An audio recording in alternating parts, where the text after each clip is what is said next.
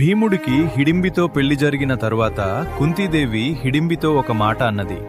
అమ్మా, పగలు నీవు భీముణ్ణి తీసుకువెళ్లి సంతోషంగా గడుపు, కాని సూర్యాస్తమయం అయ్యేసరికి మళ్లీ భీముణ్ణి మా వద్దకు తీసుకురావాలి.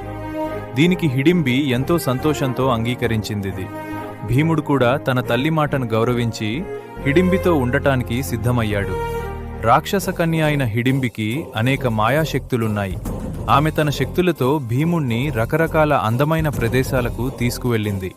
సువాసనలు వెదజల్లే పుష్పవనాలు, ఎత్తైన పర్వత శిఖరాలు, నిర్మలమైన సరస్సులు ఉన్న చోటికి భీముణ్ణి తీసుకువెళ్లేది.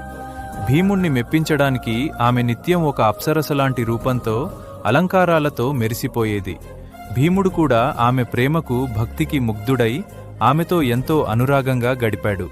వారు అడవిలో ఏ లోటు లేకుండా ఒకరినొకరు అర్థం చేసుకుంటూ గడిపారు. భీముడు ఆమెకు రక్షణగా ఉంటే హిడింబి అతనికి సకల ఉపచారాలు చేసేది. ఆ అడవిలోని ప్రకృతి ఒడిలో వారిద్దరి మధ్య అనురాగం పెరిగింది.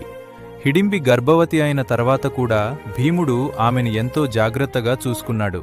వ్యాసమహర్షి చెప్పినట్లే హిడింబి గర్భవతి అయి ఒక మహాబలవంతుడైన కుమారుడికి జన్మనిచ్చింది. బాలుడికి తలమీద జుట్టు లేకపోవడంతో అతడికి ఘటోత్కచుడు, ఘట అంటే కుండ, ఉత్కచ అంటే జుట్టు లేనివాడు అని పేరు పెట్టారు. రాక్షసపుత్రుడు కావడంతో అతనికి బాల్యమనేది లేదు. పుట్టగానే నవయవ్వనాన్ని పొంది మహాకాయుడిగా నిలబడ్డాడు. భీముడిలాంటి అపరిమితమైన బలం, తల్లివైపు నుండి వచ్చిన రాక్షస మాయలు అతడికి పుట్టుకతోనే లభించాయి. తన తండ్రి భీముడికి, నానమ్మ కుంతికి, పెదనాన్న ధర్మరాజుకు ప్రణామం చేశాడు. నేను రాక్షసులకు రాజుగా ఉంటాను, కానీ తండ్రి, మీకు ఎప్పుడు ఏ ఆపద వచ్చినా నన్ను మనసులో తలుచుకోండి. Download share chat.